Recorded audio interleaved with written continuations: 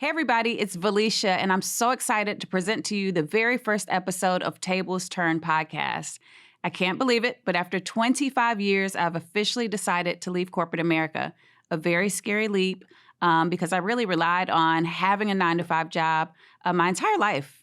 When I think about the reason for starting this podcast, though, I knew I owed it to you, all of my viewers, especially the women who are navigating corporate ranks, who are deciding the balance of it all between motherhood, perhaps, and your career, or if you have dreams still inside of you that you want to unleash. This is the space and place for you, and I knew I had to present to you a transparent, honest conversation about not only the opportunities, but also the challenges when you decide to pivot. And so that's why this podcast is called Tables Turn, because sometimes we don't need to pull up a chair at a table that isn't ours, but instead we need to build our own table. And so when tables turn, we have to be prepared. And that was so important to me as I thought about what I wanted to share with each of you. When I decided to take the leap just 2 weeks ago to leave corporate America, it was still a very scary thing. And I think many of you may wonder what made me do it. After 25 years, having a great career across tech, politics, and entertainment, I've enjoyed a great lifestyle. I've enjoyed making a huge difference, an impact on people's lives, and I've enjoyed walking the red carpets. I've enjoyed doing the fancy things like magazine covers, but most importantly, I've enjoyed providing for my family. But still, something kept me up at night. Something woke me up in the morning, and it wasn't that. It was me knowing that I still had dreams left unfulfilled, that I still had ambition left inside, and there was an entrepreneur deep inside of me absolutely crying to get out. And so I finally took the plunge, and here I am doing it scared. And I think so often we glamorize being a boss on Instagram, and we say, CEO, culture, sleep until you're dead, hustle harder. And while all of those things may be true, I think it still takes a lot of courage and a lot of passion and a lot of commitment. And I know I'm not alone. Many of you may be watching thinking how brave I am, wondering if you have that same type of courage deep inside. And the answer is yes. I think if you really are passionate about following your dreams, if you're really passionate about being a founder or an entrepreneur, the time is now. In fact, there's something called the Great Breakup. If you haven't heard about it, you have to read up on it and do your research.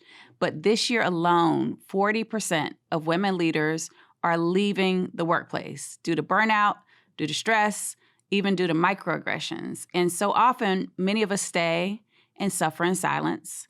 Many of us stay and thrive. But for so many, and again, 40% right now of women leaders are looking for other opportunities, starting their own businesses, and just seeking more balance in their life. And I was one of the 40%. And so when you think about the decision that you're making, I think we have to move with a different level and sense of urgency. The Great Breakup is just one factor that helped me decide if I wanted to take the leap. And for many of you, if you're burnt out, if you're stressed or even depressed and having anxiety every day when you wake up and go into the office, or every day when you're on that Zoom call, or every day as you're leaving those four walls, this conversation is for you. I think that it's interesting, right? Because at the most alarming rate in history, women are making big departures from their jobs and from their 9-to-5s, but that's not it. Even the LinkedIn founder just last week stated that she believes that in 10 years, 9-to-5 jobs will be extinct. I'm going to say it again. 9 to 10 years, 9-to-5 jobs will be completely obsolete. And so if that's not something to get us on our feet, to make us think more urgently about our decisions and ultimately plan for our next steps, I think the time is now. Something that we talk about a lot in business is something called future-proofing the business, which means that you're planning for the future, you're forecasting the trends, and you're looking around the corner to make sure that that business remains safe, the business remains competitive, and that business remains thriving and doesn't become obsolete. But I present to you for your consideration that not only should we be future-proofing those businesses that we work for or that we've built, but we should be future-proofing our lives too. We cannot wait for anyone to give us a job anymore. We cannot wait for permission to do the things that we need to do, and we certainly can't wait and continue to stand in line for opportunities that may or may not be coming our way. Now, don't get me wrong. It doesn't mean that I'm suggesting that we don't have jobs. We have bills to pay. We have responsibilities. We have to put food on the table. Again, me too. I've been here in this space now for 25 years because I did what I needed to do, and I enjoyed doing it while I was at it, and I don't have any regrets. But this is different. In 2024, we are moving towards a very different landscape. We are moving in a direction as a world, as a nation, and in these corporate spaces that if we don't have multiple streams of income, if we don't have multiple lanes that we can swim through, then we could too become obsolete. And so I suggest to you that we think about in these conversations on Tables Turn, how do we future-proof our lives? How do we get even more intentional about our next steps? And how do we make sure that we are providing not only for ourselves in the future, but our families and maybe even future generations to come? So when I speak of future-proofing your life, it also means that you have to stick the landing. And it's important that not only do we stick the landing when we're future-proofing our life, but we are planning for the pivot. And so often we just say YOLO, right?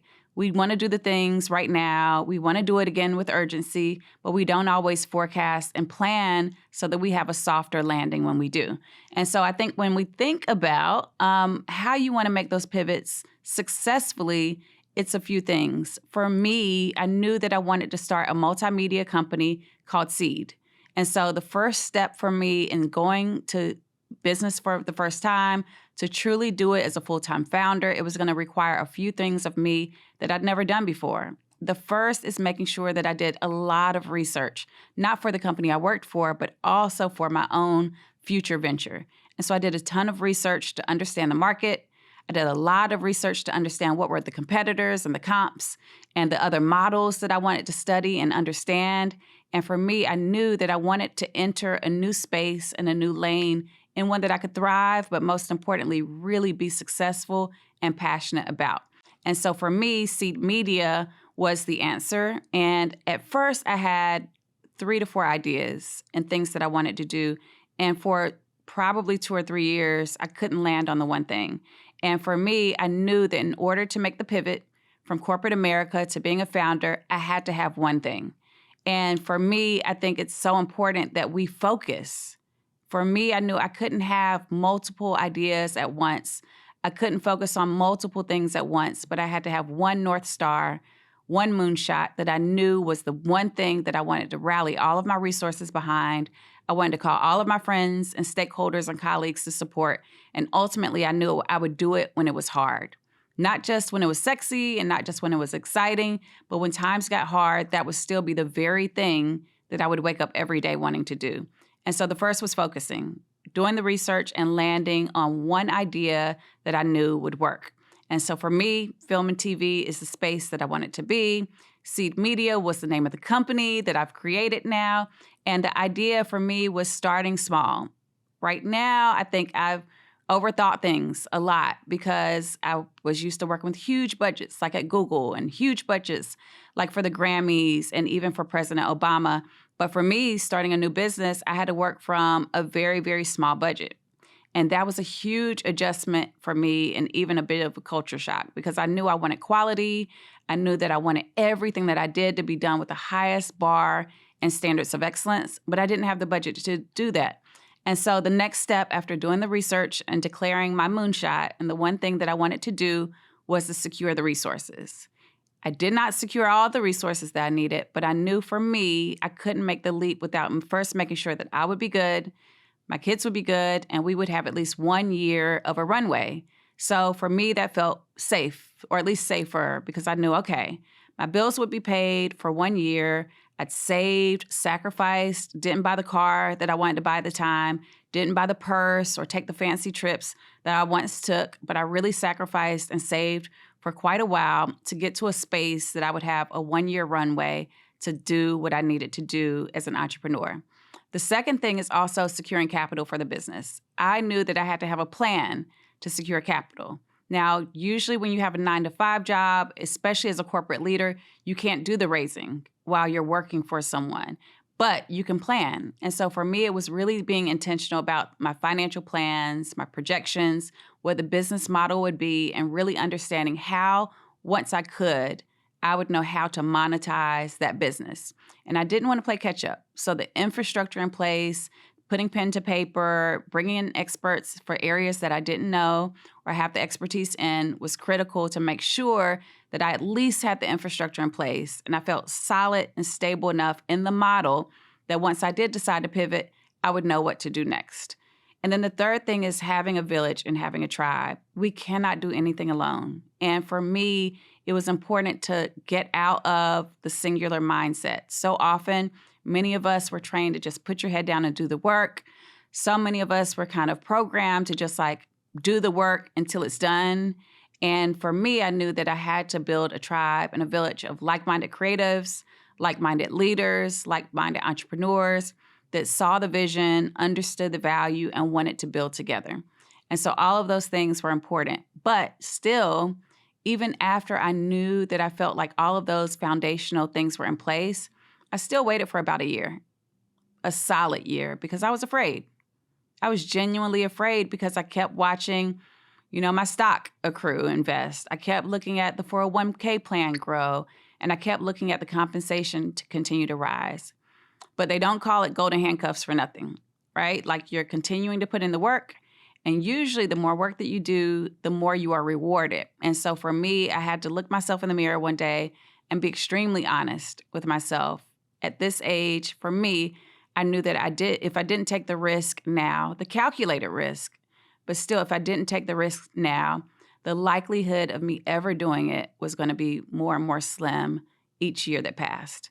And so that was important to me, saying to myself, if I have done all of the saving, if I have done all of the things to get the model in place, and if I have a 1-year runway, why am I still afraid?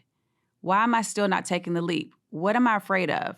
And so the next step that I did was get really honest about my finances. I literally looked at my budget and what I thought was my monthly budget once I really cut and streamlined all those line items wasn't at all. I was able to cut my budget down by at least 30%. And then I said to myself, okay, if I cut this excess, if I cut this abundance, if I didn't do all these things, what would I just need for me and my family, for all of us to survive, be comfortable, and not get completely off track? And so once I got that number, I felt a lot more like I could breathe in that decision. And then the last thing was this. My mom got very sick, suddenly sick. And for me, if anyone has gone through or experienced a parent or a very close loved one get suddenly sick, you know what that feels like. Not only does it rock you at your core, you feel the world shift under you, you understand more now than ever how important it is to live your life. And so for me, that was the final kick that I needed in the butt to say, all right, it's time. And so I finally did it. And here I am. And this is the Tables Turn podcast because I want you to take this journey with me. I'm building a business for the first time. I am leaving my 9-to-5 job for the very first time. I am experiencing single life for the first time in more than 15 years. I'm single and enjoying it. And it feels good, finally. And so just going through this new stage and phase and chapter in my life that's grounded in freedom, that's grounded in taking agency in my life and in your lives, I can tell you no matter what you're going through right now, whether that's personal or professional, you cannot go around it. You can only go through it. And so if you're wondering what you're going to expect in this podcast called Tables Turn, hosted by yours truly, Valeisha, I'm going to share with you for the first time ever as a free agent, without working for someone, without being associated with some huge brand, which you normally have heard me directly adjacent to. You're going to hear from me unfiltered and absolutely unapologetic. I'm going to take the lens off. I'm going to remove the filters and help you really understand what it took for me to pivot through 3 different industries, from technology, working for Google and other companies, to politics and working for President Obama's campaign and administration, to also working as the Grammys' first ever Chief Diversity, Equity, and Inclusion Officer and co-president. I have really found a sweet spot at the intersection of tech, entertainment, and politics. And for the first time ever, I'm going to share with you how I did it, how I transitioned through all 3 industries and sectors did it successfully, and now with the intention to stick the landing as a founder of my company, Seed. And so on Tables Turn Podcast, we're going to have on each episode interesting guests, from A-list celebrities to top business leaders to some of your favorite people in small towns that you've never heard of on a national level, but we're going to provide them that platform. I think it's time to turn the tables so you as a viewer and listener can finally hear from people who are breaking barriers, doing it first, paving the way, while lifting as they climb. We're going to do it transparently. We're going to share with you the good, the bad, and the ugly. And ultimately, our goal is to make sure that you see exactly who you are. And you're here to do exactly what you were called to do. And if you're afraid, this is the space to come, because we're going to do it afraid together, but we're going to do it.